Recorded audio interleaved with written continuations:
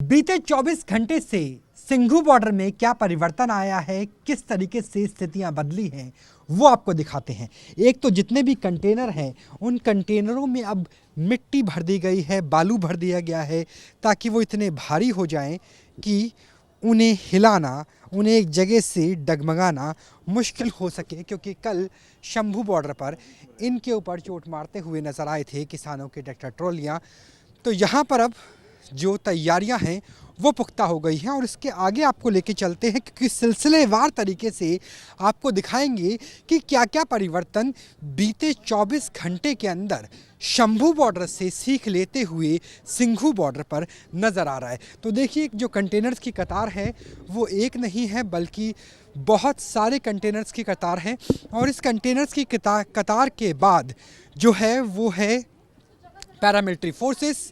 यहाँ आरएएफ के जवानों को आप देख सकते हैं और आरएएफ के जवान इस लिहाज से मुस्तैद हैं कि अगर आवश्यकता हो तो एक साथ 14 जो स्मोक ग्रेनेड है वो इस्तेमाल की जा सके। तो यहाँ पे देखिए कि पूरी की पूरी कंपनी और उनके पास इस तरह के मास्क है, जो मास्क लगभग 40 मिनट तक आंसू गैस के बीच में भी सांस लेने में कोई समस्या नहीं होगी।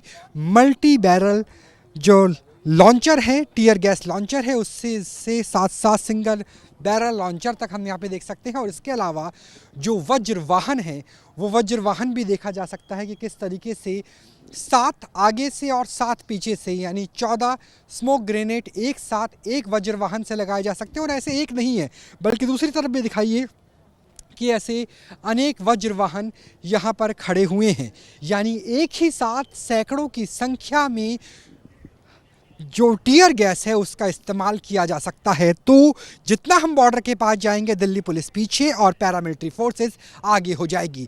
69 कंपनियां 3 शिफ्ट में काम कर रही है सीआरपीएफ की, 6 कंपनियां काम कर रही है जिसमें से 2 रिजर्व है और एक कंपनी एक शिफ्ट में काम कर रही है आरएएफ की। और उसके अलावा जो बैरिकेटिंग थी कल, ये सामान्य बैरिकेटिंग थी, आयरन बैरिकेटिंग, लेकिन अब इसमें ताला जड़ दिया गया है।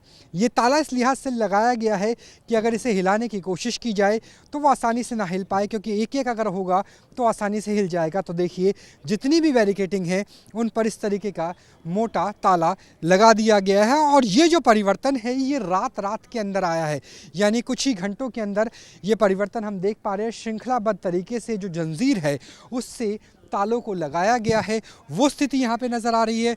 और जिसे हम बार्ड केबल कहते हैं, वो जो कटीले तार है वो लगातार लगाए जा रहे हैं और इसका काम भी चल रहा है। यहाँ पर देखिए किस तरीके से जो तार इसके ऊपर और लगाए जाने हैं उनका काम यहाँ पे चल रहा है कि जो लोग हैं यहाँ पर मौजूद हैं वो लगातार इसे खोल रहे हैं और उसके बाद जो तार है बचे हुए वो आगे लगा दिए जाएंगे।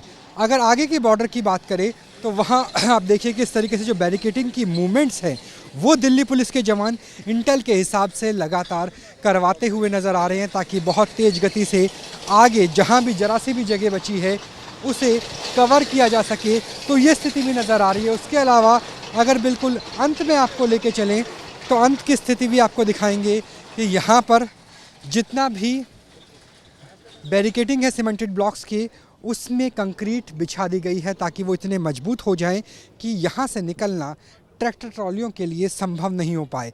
और कंक्रीट लगभग 2 फुट की ऊंचाई पर, यहाँ से देखिए कि ऐसा लग रहा है कि कंक्रीट को आपने इस लिहाज से ढाला है कि आप किसी किले की दीवार बंदी कर रहे हैं, किले की मोर्चा बंदी कर रहे हैं। और वाकई ही ये किसी किले नुमा शक्ल में ही नज़र आता है। जिस तरीके से आप कई बार एम्फीबियस ऑपरेशंस को रोकने के लिए इस्तेमाल करते हैं, उसी तरह की स्थिति किले रूप में किलेबंदी हो चुकी है। और उससे आगे आपको लेके चलते हैं, जो सबसे आगे की स्थिति है वो आपको दिखाते हैं कि यहाँ पर पूरी की पूरी कतार है पैरामिलिट्री फोर्सेस की, आरएएफ के जवान की।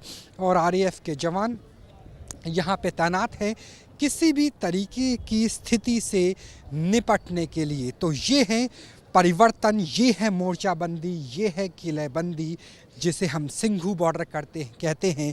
शंभू बॉर्डर से सीख लेते हुए सिंघू बॉर्डर अब अभेद किले, अभेद दुर्ग में दिल्ली की सीमाओं की हिफाजत के लिए पैरामिलिट्री फोर्सेस के साथ जवान मौजूद हैं। कैमरा सहयोगी सोमेंद्र के साथ Rahul Dabas, news nation, Singhu border.